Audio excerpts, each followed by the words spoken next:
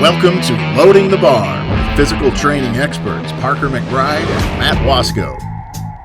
Our Fit Lifestyle podcast covers the science of nutrition and fitness, together with the challenges we all face to be disciplined. We'll guide you through the minefields of fads and gimmicks and all manner of BS that tempt us in today's fitness world. Ready to begin? Then let's start loading the bar. Welcome back, everybody, to the Loading the Bar podcast.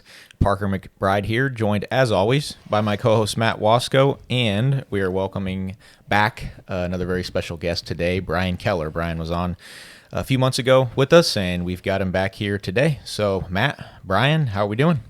Feeling great. How about you guys? I'm glad to have Bryan back. Yeah. I love you guys. How have you been since you were on last, Bryan? Okay, you can go now. Oh, the positivity in this room is already just deflated? Okay, I got you. Fine. That's fine. All right. No, I'm been great. Work has been busy.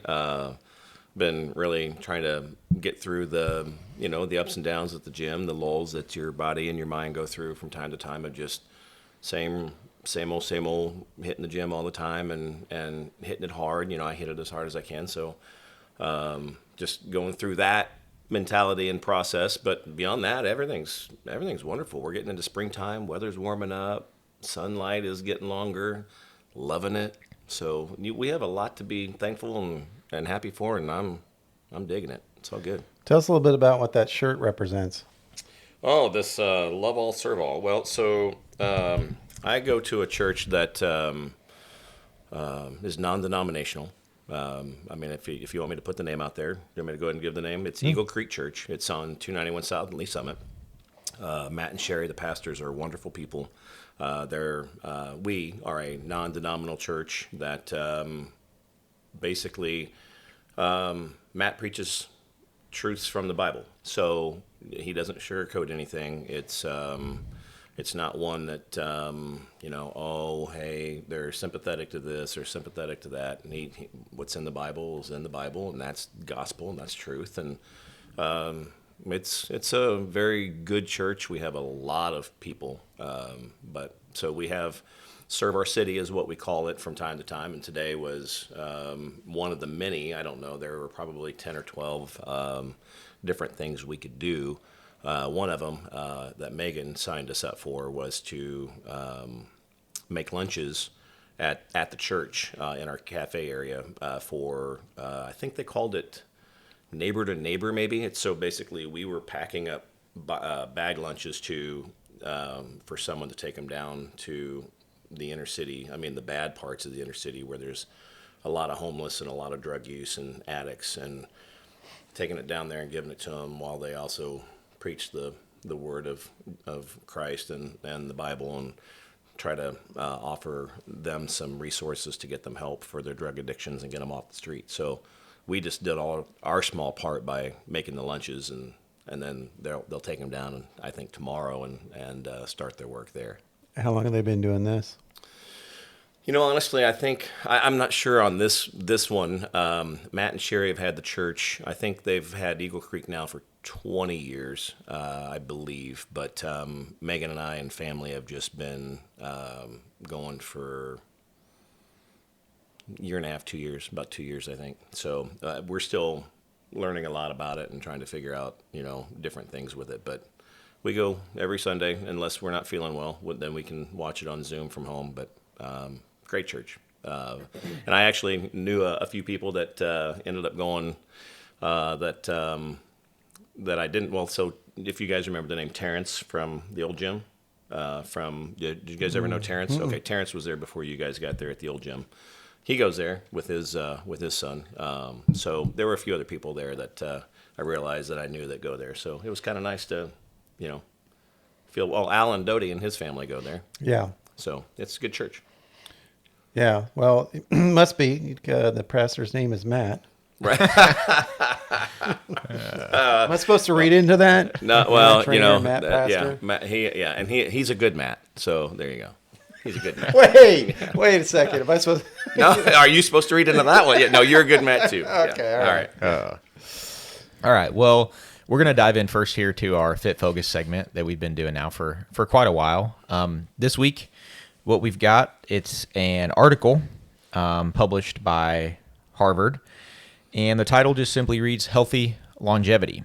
And it's kind of a summary of some extensive studies that have been done on which lifestyle factors tend to lead to better longevity. Because I know that's a big goal of all of us here, and something we push a lot on the podcast is not just improving our health and our performance right now, but having it for the long haul. So this study actually took place over 34 years, and they studied all these people to figure out which lifestyle factors lead to longevity. And there's 5 they came up with that were the most prevalent, and they have them in order here. So we're just going to kind of talk about each one and what the study found, and then our opinions on those. So first factor that it lists is a healthy diet. Now, that should be pretty obvious, but I do think it's important that we look into that. They obviously talk about multivitamins and minerals as being extremely important. So, when we think about our diet, a lot of times we think about calories that we're taking in. We think about our macronutrients, our proteins, carbs, and our fats, but also the importance of the nutrient density of those foods. Getting those vitamins and minerals as well is extremely important. What do you guys think about that? Well, I think this day and age, this will kind of lead into something we're going to talk a little bit about later. Healthy diet. You look up healthy diet on the internet, you get a whole lot of conflicting information. So, and then outside of that, once you determine, and that's the question is how do you determine your healthy diet? What going to the grocery store is like I like to call it your everyday grocery store, is difficult to find healthy food. And even your health foods you can go down to, the Nature's Grocer or what's the other one? Sprouts.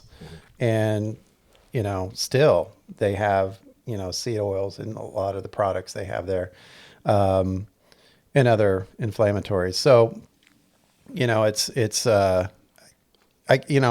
one of those things is like you have to do your own homework these days.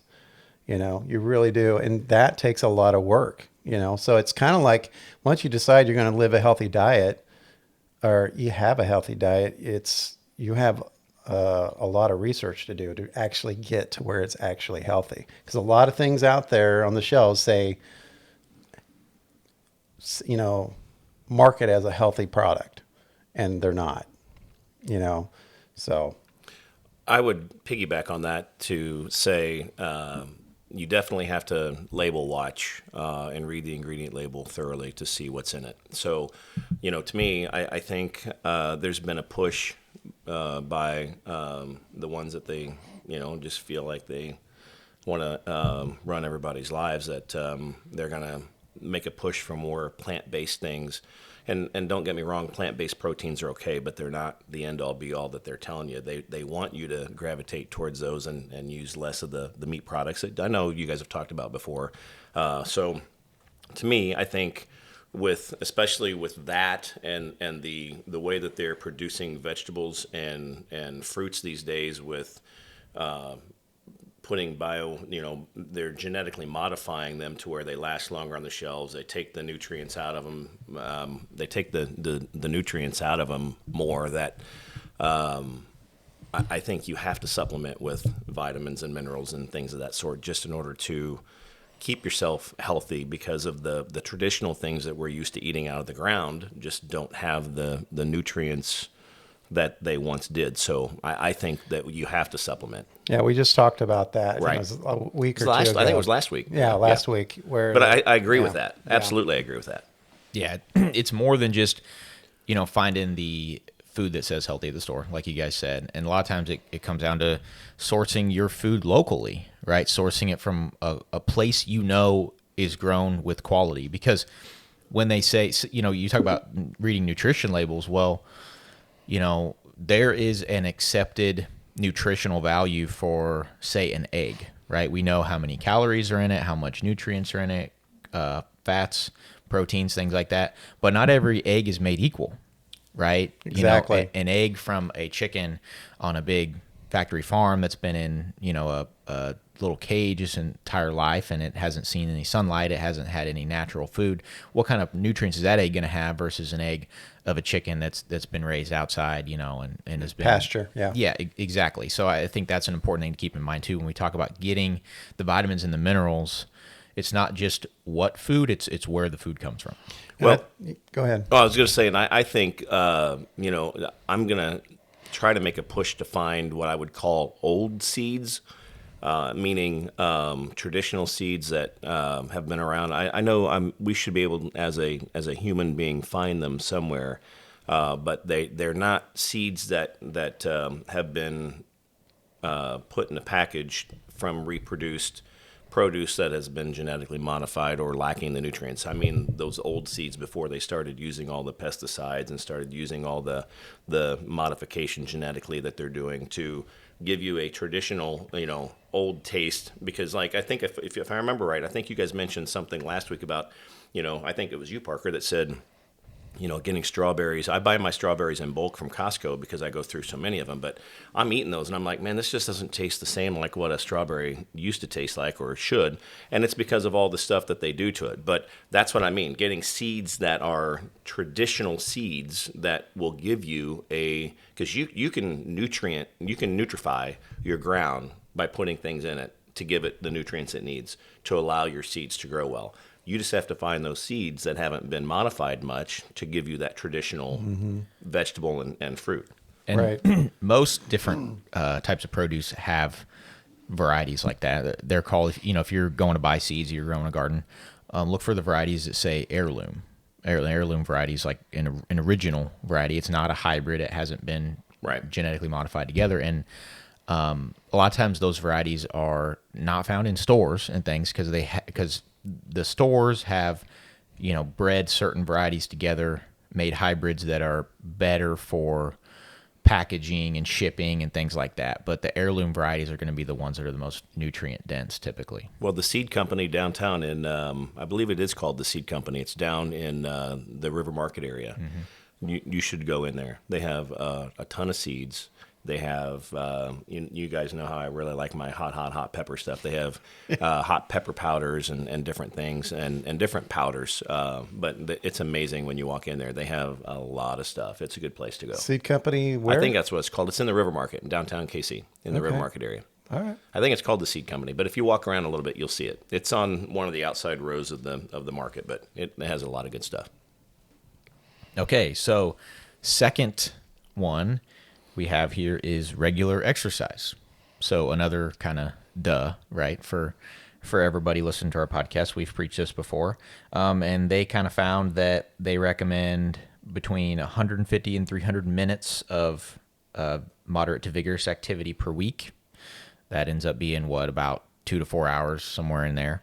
And they actually recommend at least 2 days of muscle strengthening exercises. So 2 days of weight training, which is interesting to see I was going mainstream to study when I saw recommend this, that. I was reading through it. I said, but they don't say anything about resistance training. And then I saw, oh, okay, they got 2 days of muscle strength. I would actually say that would probably be a good choice to have at least 3 days, just because of my experience of training.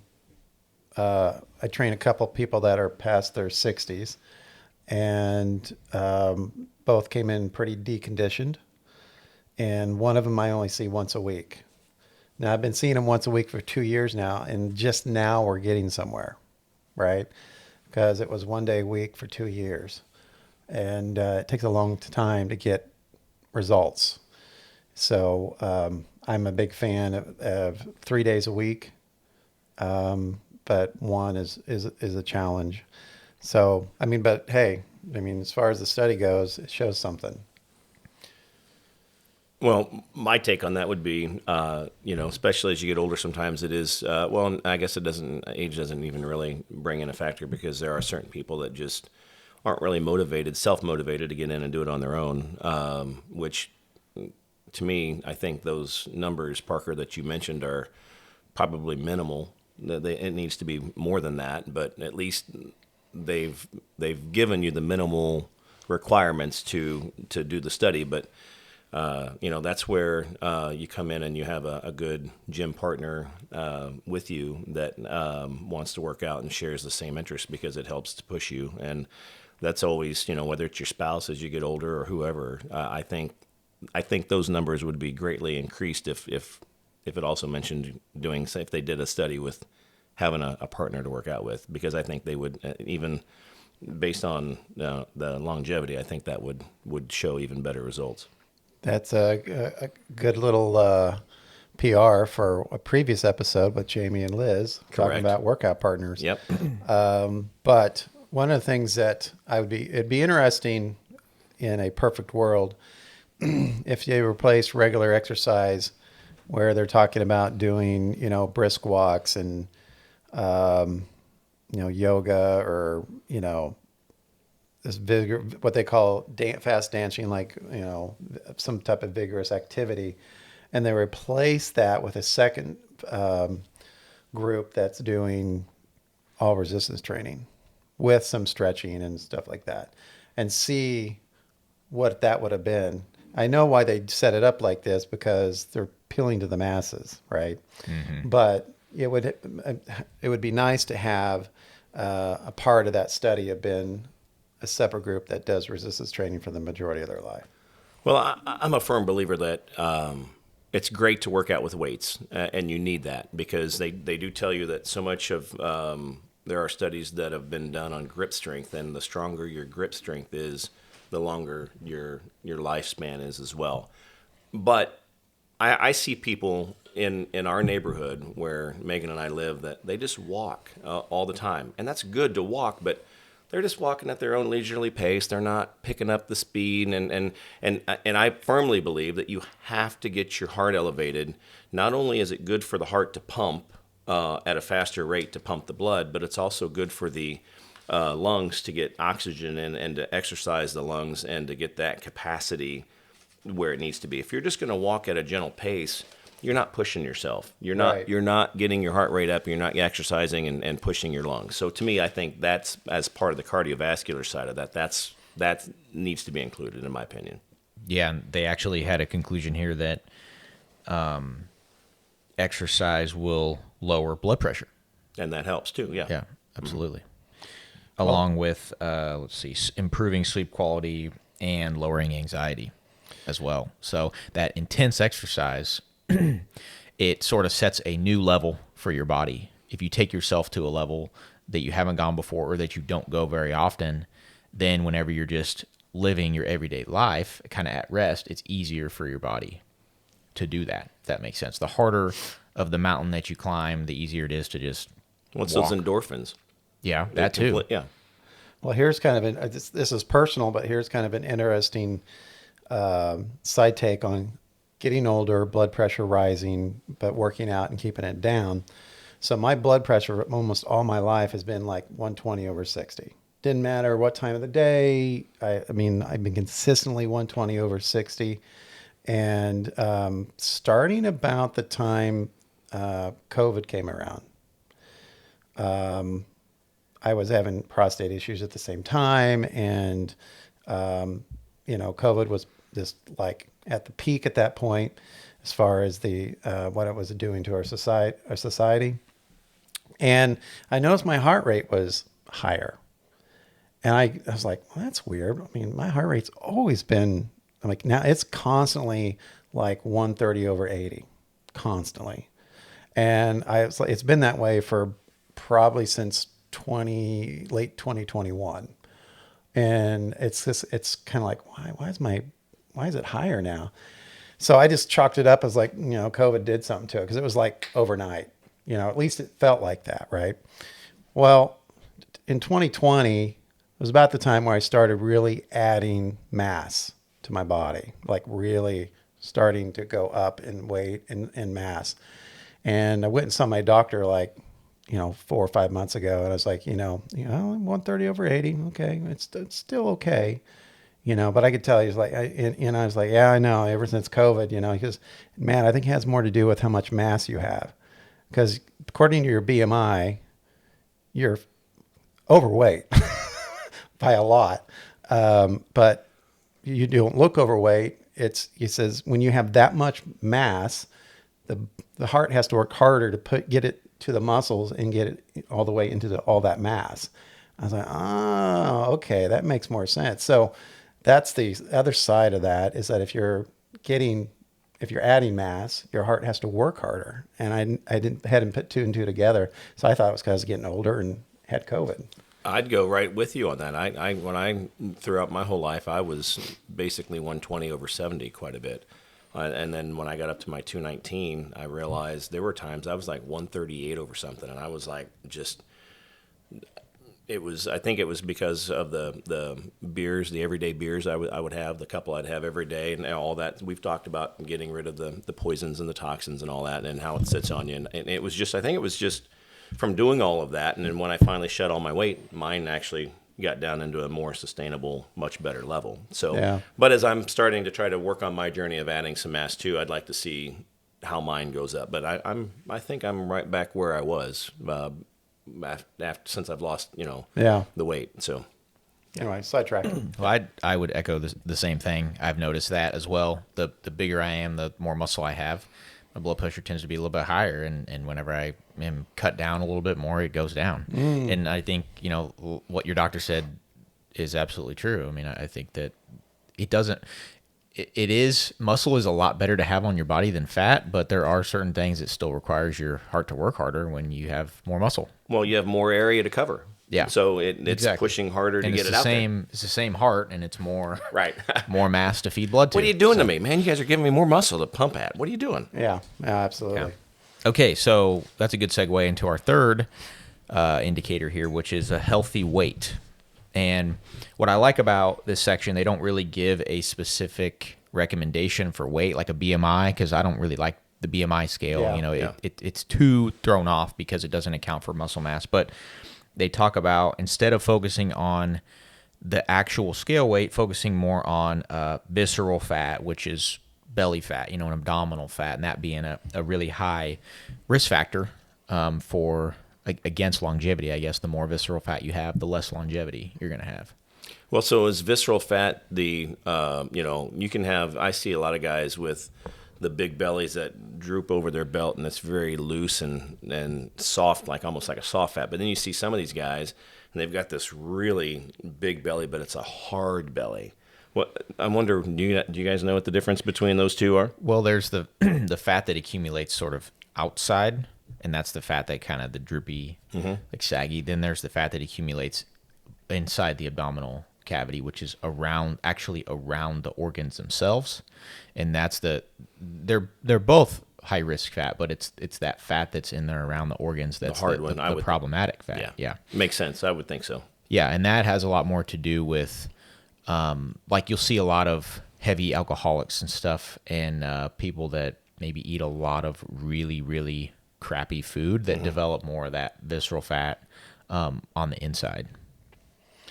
Yeah, as you were talking, I was looking at, and I haven't found it yet, but I'd be curious what would be considered visceral fat. Is there a condition that's called visceral fat? I found something quickly. It said there's a scale for it that is between 1 and 59, but I don't understand the scale. Between 1 and 12 indicates you have a healthy level of visceral fat, and a rating between 13 and 59 indicates you have an excessive level of visceral fat. I don't know what those numbers mean, but that's why I looked it up real quick to see, because I think of fat as like a percentage of what your body is. Yeah. Another thing that it added in here that I thought would be interesting to talk about was weight change since age 20. Ooh. And essentially, I think what they're kind of referring to is how much weight have you gained since you've filled out as an adult, right? Most kids, by the time they're age 20, they have all the height they're going to have, and they're filled out a little bit. And then what do you do beyond that? If you've gained a lot of weight since you were 20, that being an indicator of less longevity. But if you're able to kind of keep that weight that you were when you were young, that being a sign of living longer. I know that roller coaster with the weight isn't always the greatest thing either, but I graduated high school at 176, so 3 years later, I probably would have been at 20, 180, 185. Then I've gotten up to 219, then back down to 184, and I'm hovering. I weighed in yesterday at just under, I was like at 196 something, so I think I weighed in this morning at 200. I mean, it just fluctuates a little bit, so I'm hovering around 200, but it's been up and down. But I think 20 pounds from high school till 30-some years later isn't all that bad. Well, you have to be. I mean, just looking at you, you're probably around 20% body fat, right? I might. Yeah, I'm guessing it was. I think I got down to around 15. I bet I've added another 5%. I'm probably around 20. Yeah. Maybe just a hair under, hair over, but.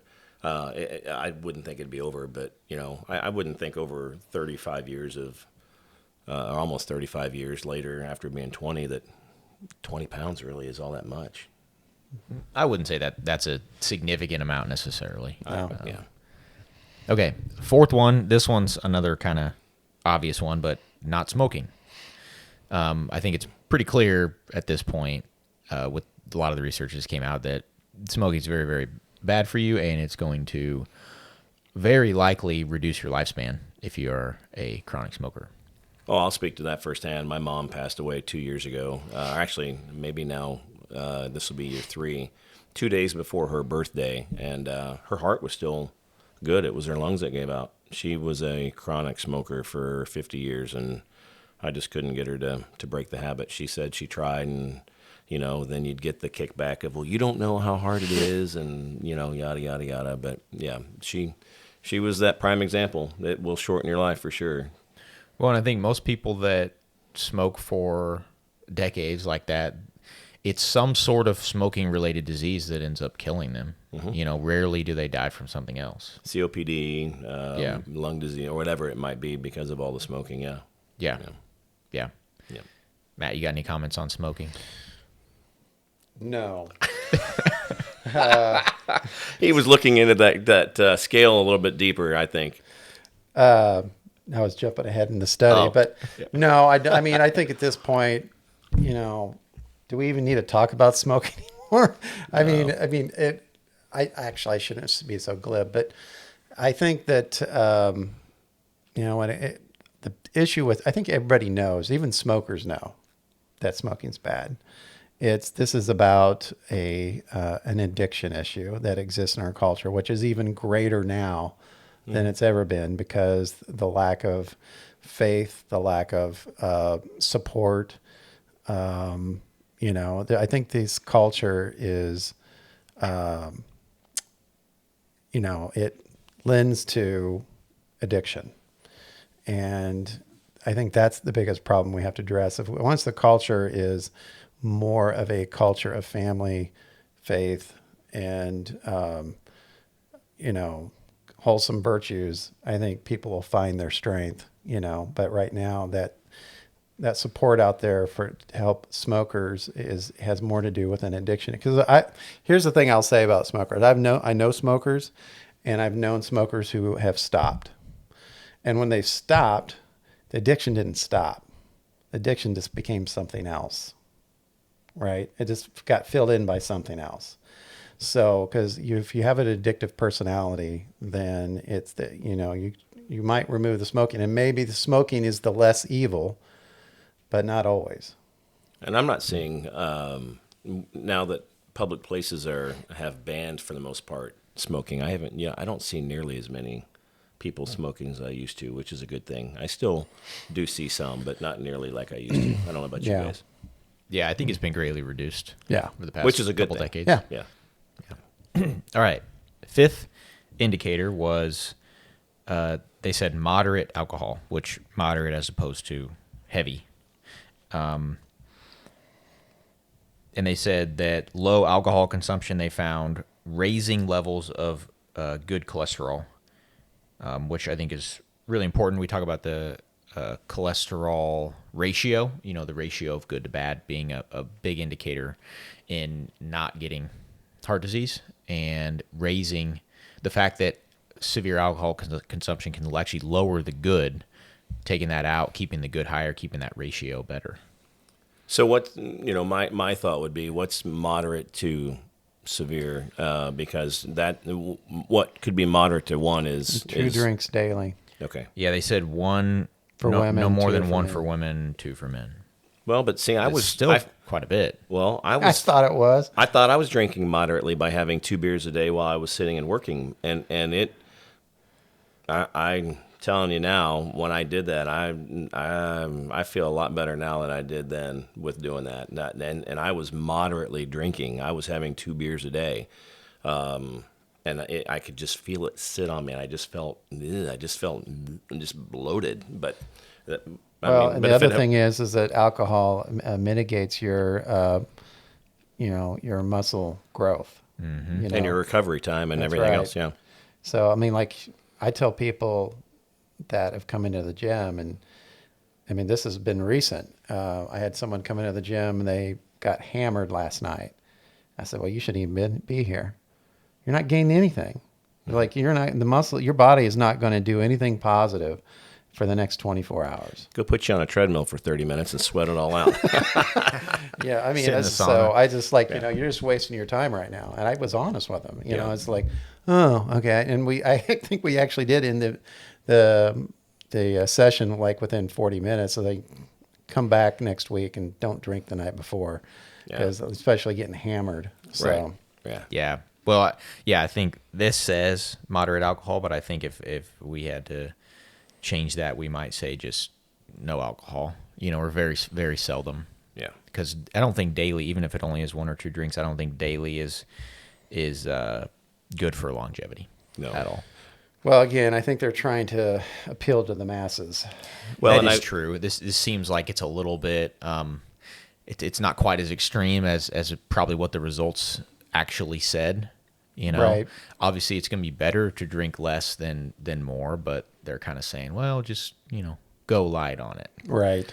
I would add a sixth caveat to that, or a sixth one to that. Well, there are more. Oh, there are. Oh, I thought you said they just had 5. Well, they did, and then after you get to the 5, it says additional factors for healthy longevity, Oh, and there's okay. a few more. Okay. And we'll cover those real quick, and then you can add in your That's fine. your one. Having life purpose and meaning to your life being another one, and I think that's really important, obviously, because as we age, we maybe our kids leave the home and they're grown up. Maybe we retire and our career's over, and we start to lose that purpose and lose those things that we were getting up that were driving us every day. And it's important to keep something like that to keep you going. It's in the Bible. You should have a life purpose. Well, you should have a purpose for Yeah. to help others. So that's already stated. So to me, I think that's an automatic.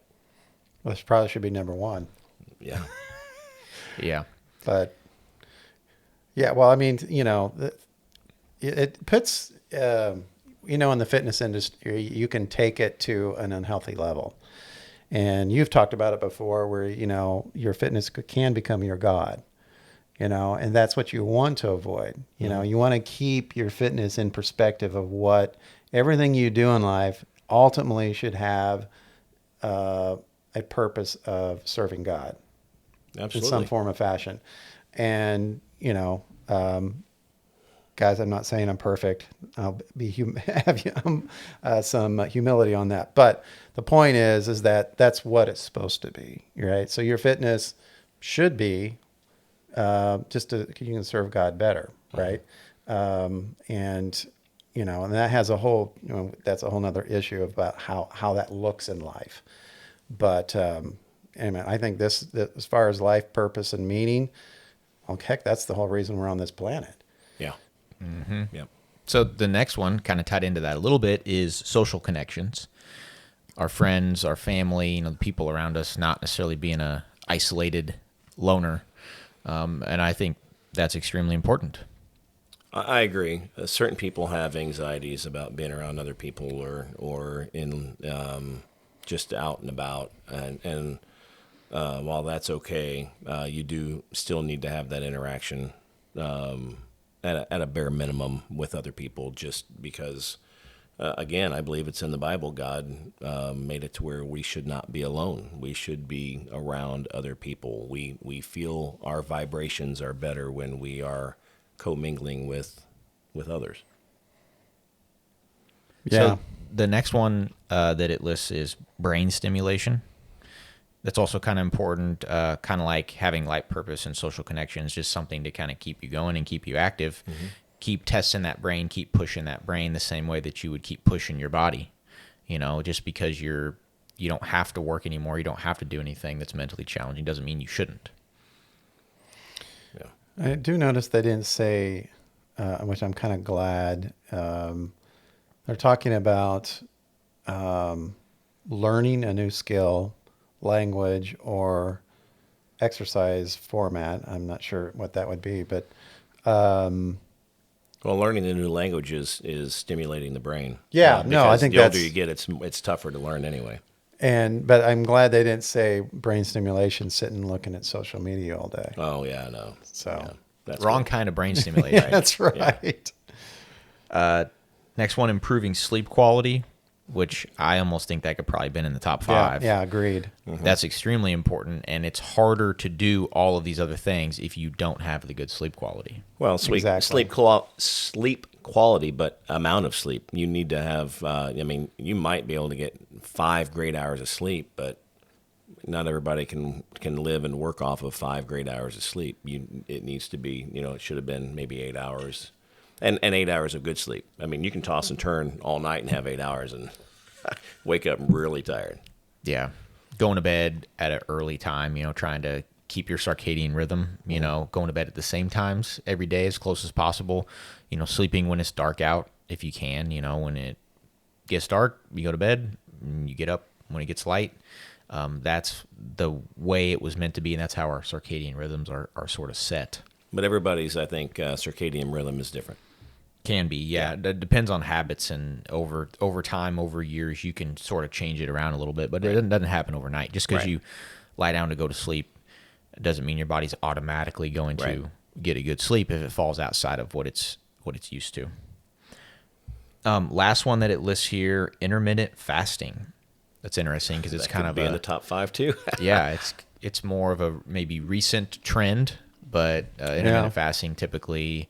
You don't eat for about 16 hours of the day, and then you do eat your meals within the other 8-hour window.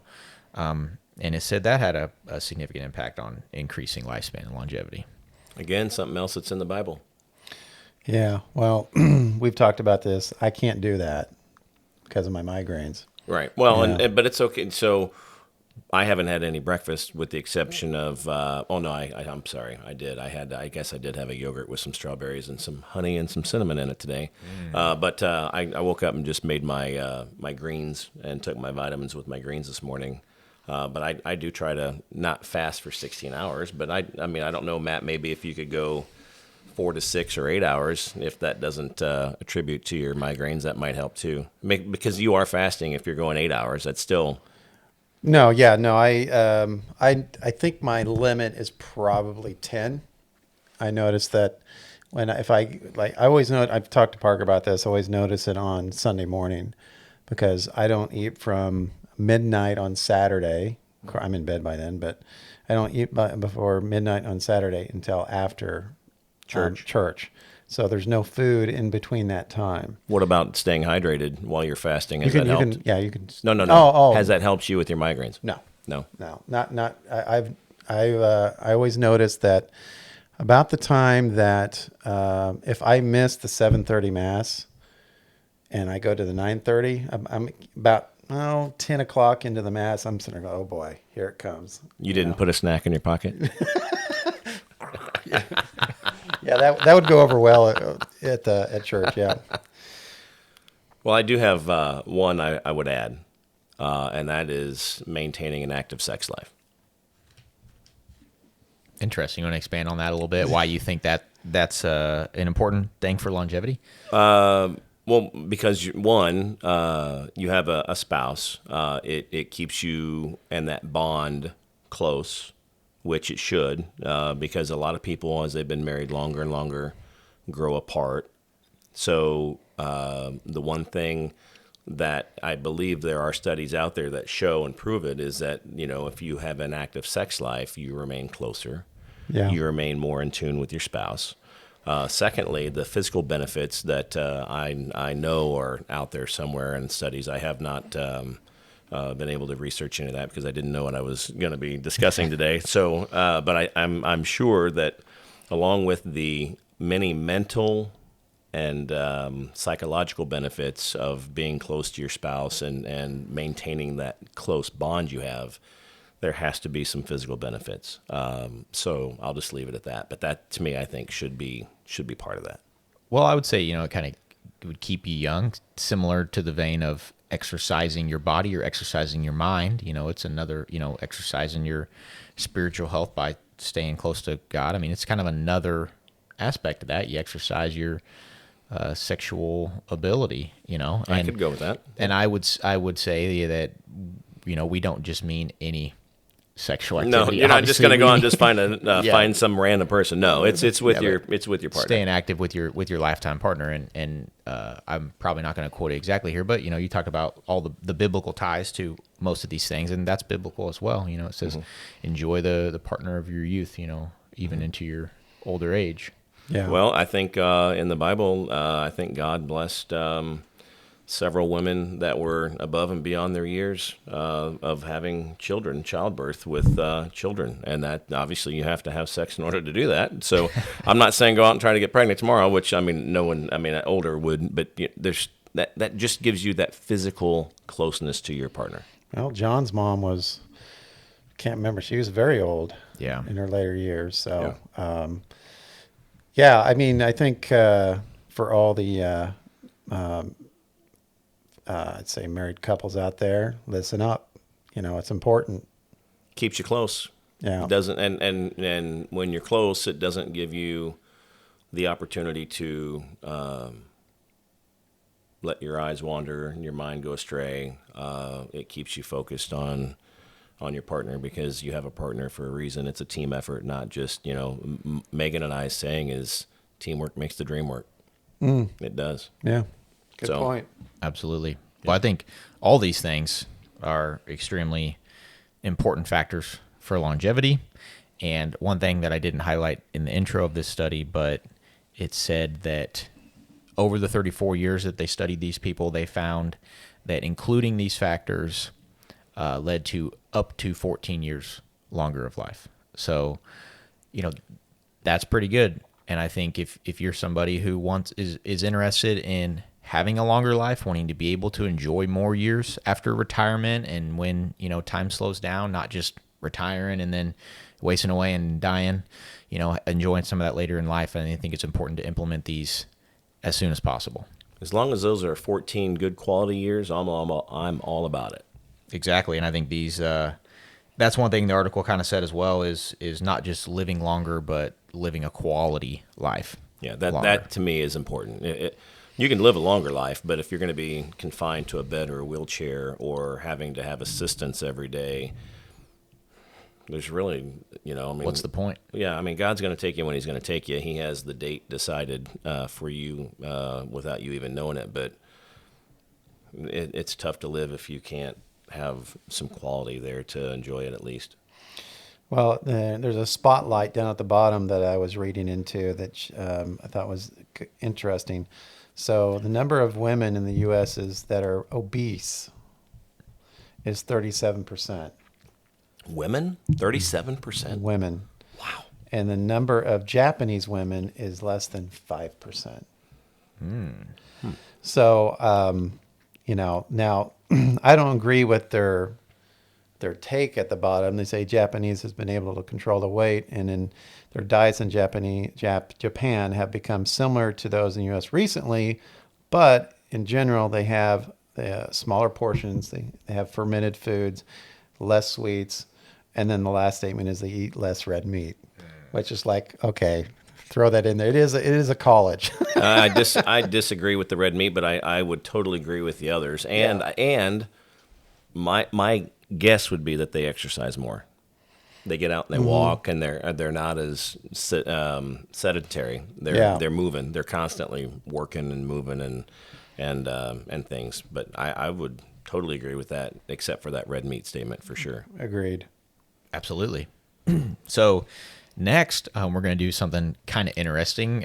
When Bryan came today, he's a guy always interested, obviously, in things like this longevity, but wanting to eat a healthy diet and find unprocessed foods and things like that. And he brought a few different protein bars that he's found that are very few ingredients, very little processing, and he brought them for us to try. So we figured we would just try them on the podcast for you guys. Perfect. And kind of see what we thought of them. Which one do you want to try first? What's this one? That's okay, so that one, Matt, is this guy right here. So this, I'm going to put it up here. So you can get these online. It's a high protein coffee bar. For those of you that need a little bit of a kick, it has 16 grams of protein, 55 milligrams of coffee in it.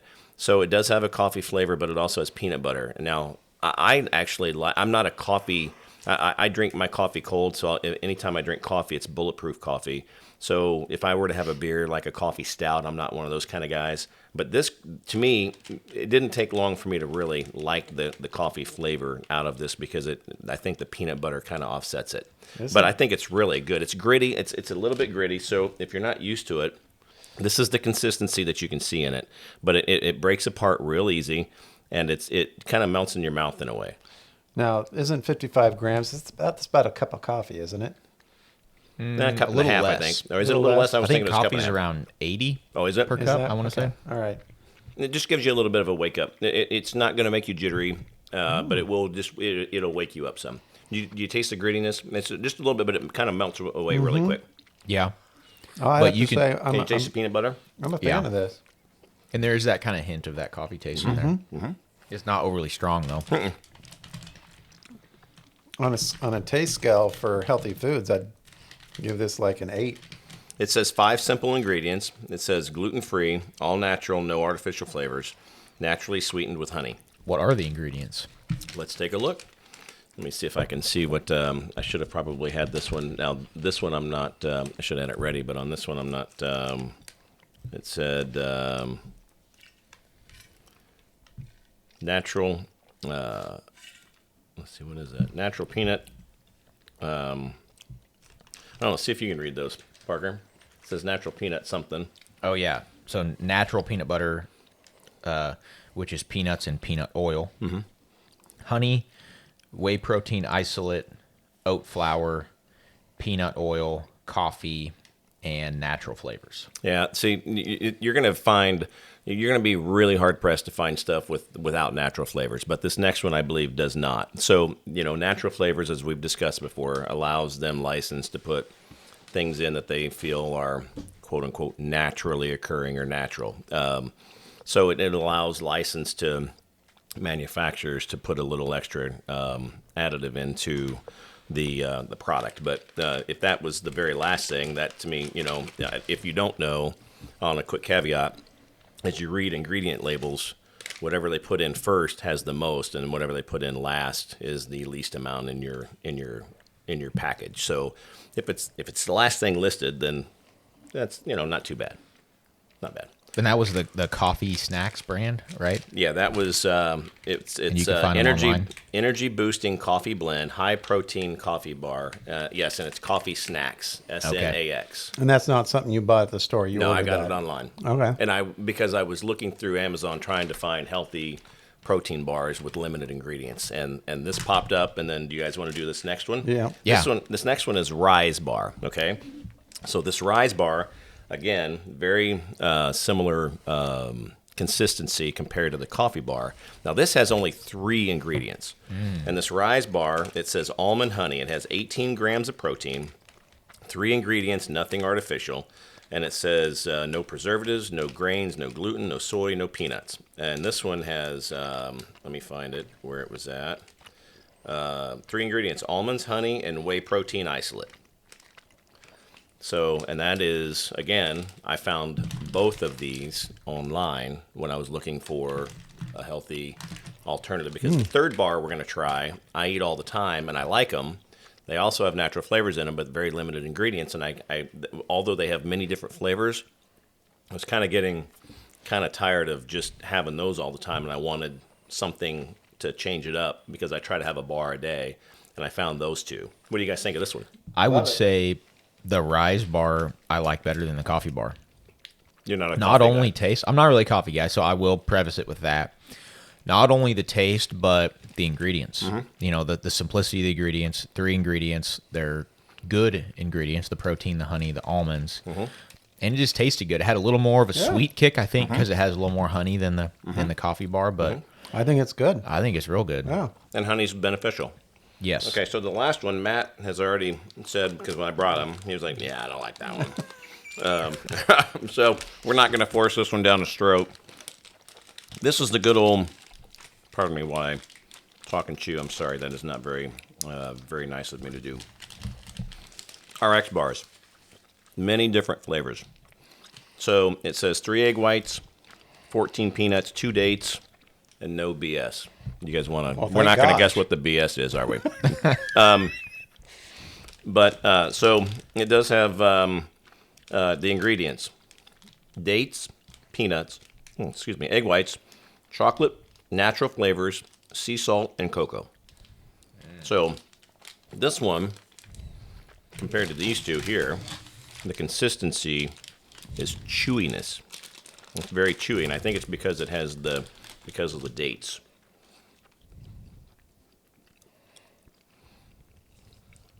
See, it's a lot thicker compared to those and denser. You taste the dense?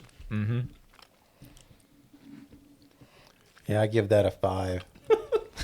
Hey, you haven't even Yeah. tried this one, Matt. You don't even get I've to... had those, and I'm just like, ugh. I think it's the dates. They don't really go well with the other ingredients, in my opinion. They are the sweet, but I don't think the taste combination. You just works have to very get well. used to them. And I picked the peanut butter and chocolate. Now, I could have brought in the blueberry or the strawberry. They definitely have a different flavor to them with the fruit in them. But I chose this one. But with these already here, I probably should have picked a fruit one. But they're good. I'll tell you what I don't really like is their marketing, because it says 3 egg whites, 14 peanuts, 2 dates, no BS. But you go to the back and you see that they got natural flavors in there. That's the BS. That sounds like a little bit of the BS to me. That's the BS. Good point. Good point. I'm going to go Rise bar first, coffee bar second, and RX bar third. Yeah, same here. But I like the coffee bar. Do you want to finish it? Are you? I can I'll- see you. I'll I finish can it, see you man. salivating over there. I'll You need a finish little because Parker doesn't like that one. Parker, did you want to finish the Rise bar? Sure, I'll take There it. you go. I do like the Rise bar. And you know what? Since you're not a big fan of this and you don't like these, I'll eat the BS. How's that? Enjoy those artificial flavors, brother. Right. Well, that's good. If you got any of you guys are interested in trying those, they can all be found online, right? Correct. And well, so you can go to Sprouts, you can go to natural grocers to get the RX bars. They do have them in different flavors, but you can also go to Amazon.com to get those coffee bars, get the Rise bars, as well as the RX bars. There's and they have many another different flavors. I come across that is called Gains, and it's 50 grams of protein. And you know, I looked into getting it here, but it was just once I found out it was going to be like $10 a bar. It's like, yeah, we'll pass on that. But if they ever open the distribution up to the States, that'd be something I'd be. Did you see the ingredient list? I think I briefly looked at it, and this was probably 4 or 5 months ago. And I remember I when I looked at it, I was like, oh, that looks pretty clean. But I don't remember what was in it because I kind of, once I saw that they don't deliver, I'm like, Kind of turned you off from turned me off. I was like, I ain't going to pay to get that here. Anyway, I digress. All right. Now we're going to move into a little bit different of a topic. Matt had some stuff he wanted to talk about today that he had prepared, and we're going to move into that. So I was thinking about problems I see in fitness, just in general. And one is the massive amount of information and content that's out there for anyone who's wanting to get into fitness, right? So how do you delineate what works? right? How do you delineate how you put your, I think because I train in public gyms and also work out in public gyms from time to time, you observe. You can't help but observe. And you're like, well, why is that person doing that exercise? Or some really unusual things I've seen that are, that's more of a power lifter move, or that what you see a power lifter train for, or that's something that, is a hit circuit type exercise, and you question if it's beneficial for that particular person, and so, and a lot of times, the majority of the time, these exercises are done wrong. So it just makes me, when someone's new to the industry, they come into the gym, I remember, I'll take my wife, for example. She probably won't appreciate this, but she came to the gym with me one day, and I'm trying to, I give her all these different exercises. Well, she spent part of the time in the gym kind of walking around and looking at the equipment. I could tell she was overwhelmed. What do I do? And if you're someone like that, you watch someone, I guess I'll do this machine, it's here, and so they'll see someone else do it, or I'll see someone else do something with a cable, and I guess that's a good exercise. So there's no rhyme or reason, right? There's nothing that they didn't go sit down with a personal trainer and say, what are your goals, right? And talk about the different exercises. Because sometimes some exercises you see on Instagram, people go on Instagram and they'll see this exercise and it's like totally unnecessary. It's like really complicated, it's these very complicated exercises. So it made me think about sometimes that much information and that much content leads to inactivity because you're so overwhelmed with, I don't know what to do. There's too many decisions to make and no one's guided them through the process. So, for someone, like I said, someone might see something from a hit circuit. I guess I'll do this and then look over here, or watch someone online and they have some type of, they're doing JM presses and they're an everyday Joe. I was like, well, is the JM press really necessary for you? That's not something you probably really need to do. So that's my problem with one of the problems I see in the industry is a lot of people don't have guidance. Yeah. This kind of ties into something interesting I was talking about to my wife the other day. And I was talking about how the information has changed in our generation. Just a generation ago, you had the source of information was the mainstream media. Pretty much just that. News stations, newspapers, published literature, all that stuff. And generally speaking, most of those sources said the same thing. And so you had sort of a consensus. And the consensus was, there was a consensus on what you should do if you wanted to be healthier, right? Mm-hmm. Eat these things, do this type of activity, whatever it may be. Now we're in the age of information, social media. Everybody has access to put anything out there on the internet they want to put out there.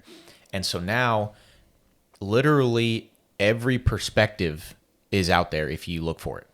Right. So it could be this exercise is good, this exercise is bad, that exercise is good, that exercise is bad, and you could find literally everything. And so there's no longer, regardless of what you think about the mainstream media and whether they're right or not, now there's no way to even determine what you should listen to, because at least you have the option for every piece of information, but how do you know what to listen to? You literally hear every single possible thing out there. And like you said, a new person who doesn't have any experience in the gym isn't going to know how to parse through it all. Yeah, exactly. Well, my opinion on that is every new person getting in the gym has been influenced by somebody, whether that's an influencer online, whether they've been to the gym before with a friend, a family member, or they've shown up wanting to change their life and they've decided to go, but they don't know how to go about getting there.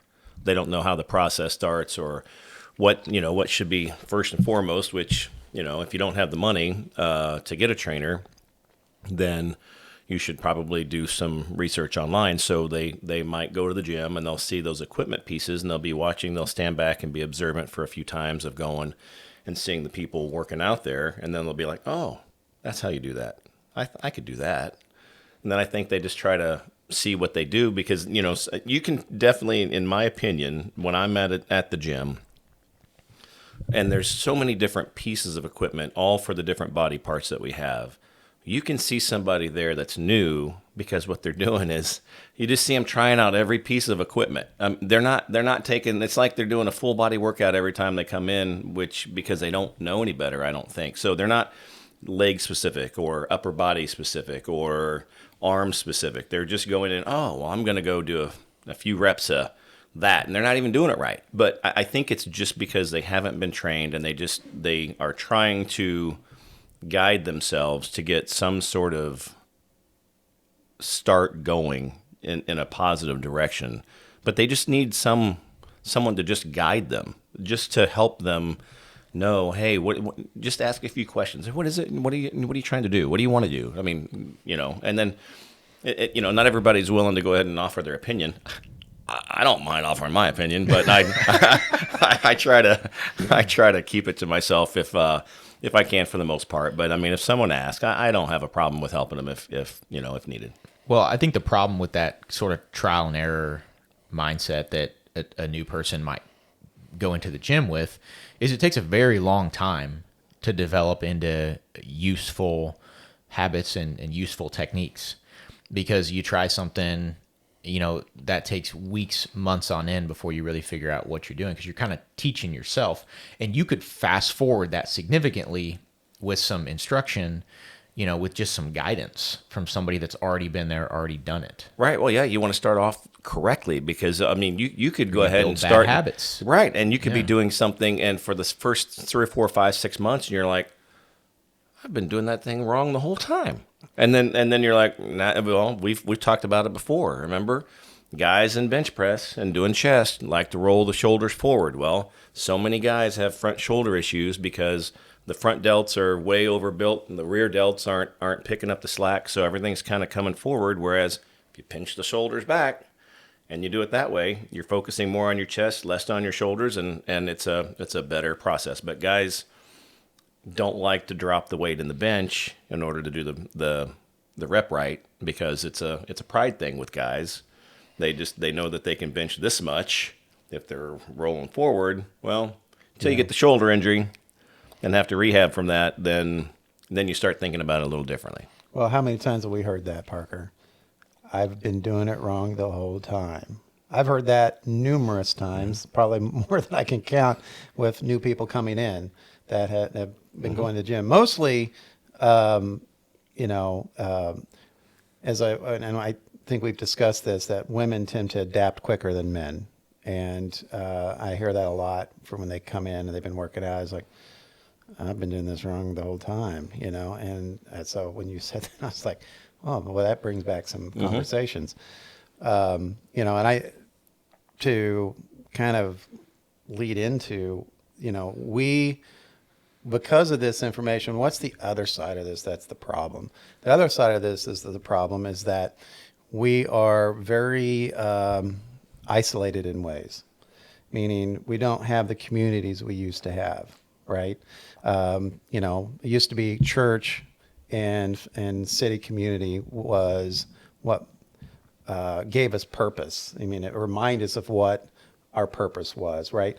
And so because we have a relationship in a microcosm, when you do something good, it reminds me, yes, that's the right thing to do. It's important for me to see you guys do good things as it reinforces it in me. It affirms those things in me, because we're human beings, and we separate ourselves from good, we tend to start straying a little bit. That's why we, like you talked about, we're meant to be with others, right? Because we hold each other accountable. And so community does that, right? A good community, a wholesome community. And, so when I see these people come into the gyms and they're first timers, usually they had no, either their doctor got them there or they saw something online. I said, looking at them and, I need to do something, so they have some motivation to be there. And the other thing is they walked in with expectations that aren't real. That's the other side of this. I'd say that's a big one. Yeah, the expectation side of it is a big one. And so they a lot of times they'll fade away because their expectations were unreal, and then they're not doing this with the right mindset of it's a lifestyle, not get to a goal. Well, they get in and they look like me, but they want to look like you in 3 weeks. Well, that's not going to happen. I mean, Right. Or I know that's extreme, but that's you can always see the people. Well, they're working out, and a month later, like, man, I thought I'd be, what I think I heard you guys say. I'm pretty sure it was recently. Not to get off here real quick, but you guys mentioned something about. Oh, it's springtime, so now I need to be working on my abs. It was you, Parker, that mentioned the six-pack. Well, you know what? It's going to take a heck of a lot longer than just this spring in order to get that six-pack. This is something you have to chisel away at for months and months and months, and it's not something that just at the snap of your fingers, it's going to happen overnight. And, Right. and especially if you go out and get hammered, and then you come back in the next day, it's not a quick fix thing. This is a lifestyle change. Right. Exactly. Yeah, I agree with that 100%. And just like somebody that's new into the gym may need somebody to come alongside them and guide them on what exercises to do and how to do them, it might also be good to have somebody that can guide you in this area as well, kind of what mindset to have and what to expect, how fast to expect you to see the results that you want to see. Both of those are very important, and I think both of those are found in community. Yeah. Right? If you go to a public gym and everybody's got their headphones on, no one talks to each other, you're never going to necessarily build that.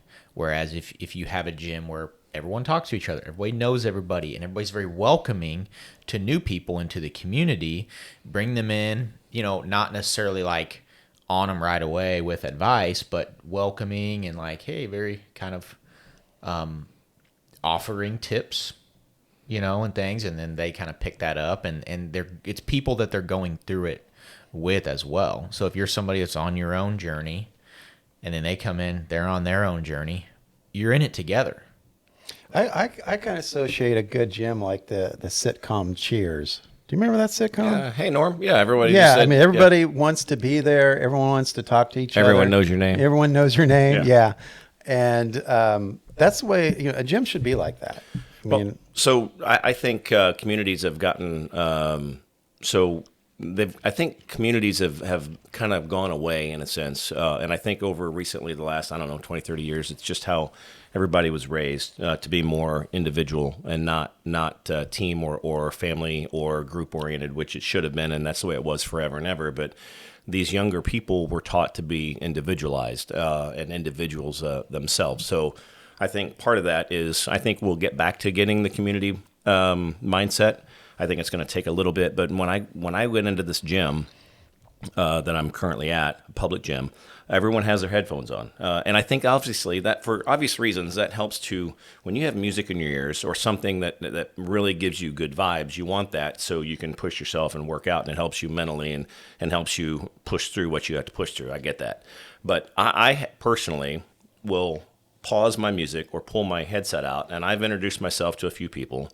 I've had a few people introduce themselves to me, but still no one's really asked me for a spot, but I've asked a couple of people for spots just because I know that I want to personally push myself. Mm-hmm. And then I've also gone over without him helping. There was a guy that I've befriended at the gym, and he was doing some curls, he was running the rack, but he had started at a little heavier weight, and he was trying to get as many as he could. And I was just I was like, come on, man. I was motivating him, and his name's Matt. And I said, come on, Matt, I'll help you out. And he was curling. I said, come on, give me another one. And I helped him get 1 or 2 more reps per weight as he went down. And at the end, he was like, dude, thanks, man. I mean, because I just went up because I saw him. You can tell he wants to get bigger, and he's got a little bit of size on him, and he's not a bad looking guy at all. You can tell he's been working out. So I just offered my services, so to speak, without him even asking, and I think he really thought that was. I mean, he thanked me for it. So It's just kind of sometimes you have to take that first little step to help somebody. And I think Yeah. the human condition is set up that way, but we are conditioned to Be very the culture is I'm in my own world, and everyone's afraid to put that hand out there and ask for help. just takes one. Someone's got to break the ice. If both people are thinking, oh, if that guy comes over here, then then that guy's thinking, well, if he comes over here, someone's got to break the ice eventually. And once the ice is broken, typically, then it's off to your friends, right? It's off to the races. It's no big deal. Megan will tell you I'm the icebreaker. Yeah. Yeah, That's a good name for him, icebreaker. yeah. I don't have a problem going up to somebody. I don't. I don't. Well, it kind of leads into the next one. We've already been talking about a lack of community. And we've already been talking about that issue. But I think it kind of goes hand in hand. The other thing I see is another problem, and I see this mostly in gyms themselves, as the lack of member support. Right? It's not about just having the equipment there that they want to use. It's not just about having the showers or the sauna or the tanning bed or the pool or the water bed or a water massage bed. There has to be actual emotional and technical support, and that comes in the form of are these gyms meeting with their clients, checking on their satisfaction? Is there anything that we could be doing better? Is there, aspects of your fitness that you feel need addressed that we can help you with? Are you struggling with things in your outside of the gym that affect your ability to perform? So these are things that, I know it gets into a higher price point for some people, but I think it's a key component. So a lot of people fell inside the gym because of what they do outside the gym. I think there are a lot of reasons that we could discuss as to why that is not. First, the public gym, you're not going to get it because the ones owned by the city are they're providing a service. Hey, we got the gym, and they also have trainers that you can sign up. And I don't know if it's an additional cost, but when I'm in the gym in the morning, I'll see a couple that will be with a trainer that works there for the gym, and they're doing something. But two, I think a lot of times people just they feel like they don't want to pry, maybe, I guess, maybe into the personal lives of others and to know what's going on, or to, maybe it's the fear of, if they ask, someone's going to explode on them or something and just give them a whole rash of, why are you asking, or attitude or whatever. I just think that's a fear, but I think it's an irrational fear. I think you just have to just know why you're there. And I think, you guys have done a great job of always asking questions, and you've made it more so to where it's not just you're providing a service by being trainers, but, you've also befriended all of us. You guys have been very, just honest, truthful, very personal. And, whenever, before you got married, we presented you with a lot of gifts for your wedding. So, it works both ways. And when you have a good gym community, it reciprocates. And when you're genuine and you show that you honestly care and you're not just there to take our money, that's, I think, what rings really true. It's personal because you guys are doing it from the heart. Well, then it becomes more than a gym. Becomes a community. Right? It's not just a gym. And, people that there are many friendships that I've seen been made between myself and other people, and just between two other people, that the friendship was made at the gym, and now or even relationships. I've seen people where relationships have started at the gym, and they have gone on to be so much more, friendships, relationships, whatever. And they all started right there because two people went to the same gym, and they were willing to talk to each other. Yeah. Well, you guys always used to know. Matt always used to give me a hard time about, hey, Bryan, there's somebody new. Go talk to him. I'm Mr. Talkative.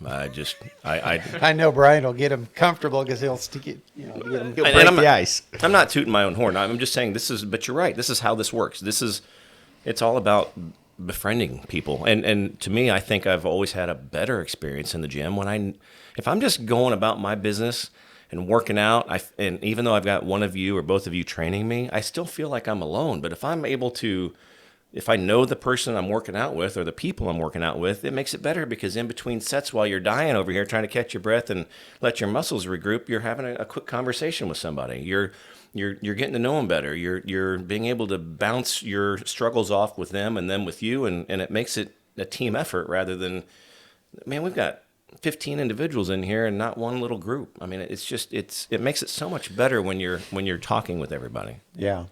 Well, I mean, it's it's nothing better when you walk into a gym and Matt or Brian, how you doing? You know, I mean, you're greeted right when you walk in the door. I mean, it's like, I like being here. You know, someone said hi to me today. They are genuinely excited to see me today. And I mean, frankly, that's why me and Parker do what we do, is that we are invested in the people that come to us. We're truly, authentically interested in them reaching their goals. And we truly, authentically care about them because we care about, the human condition and every human being. So it's a natural progression that someone who comes to us for advice, we're going to generally give our all.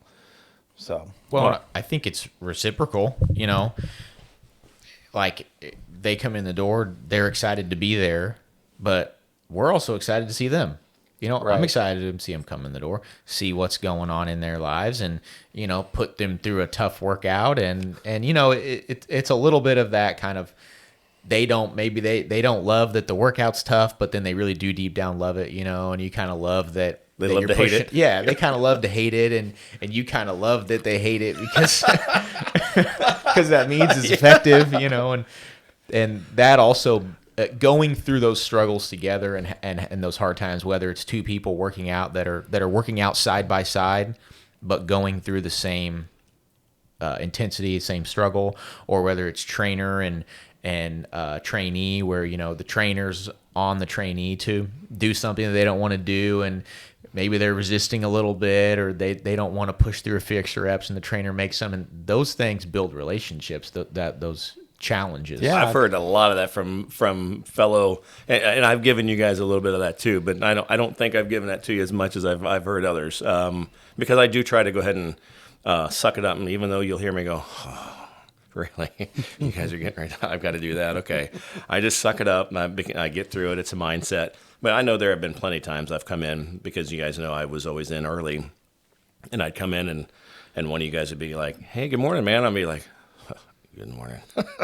I'd be just like, ugh. But you'd be like, what's up with you? And just worn out, man, just tired. It's early. But hey, you get it's in. One of the challenges of a trainer is that sometimes we look forward to certain personalities coming in the door because they kind of lift us up, right?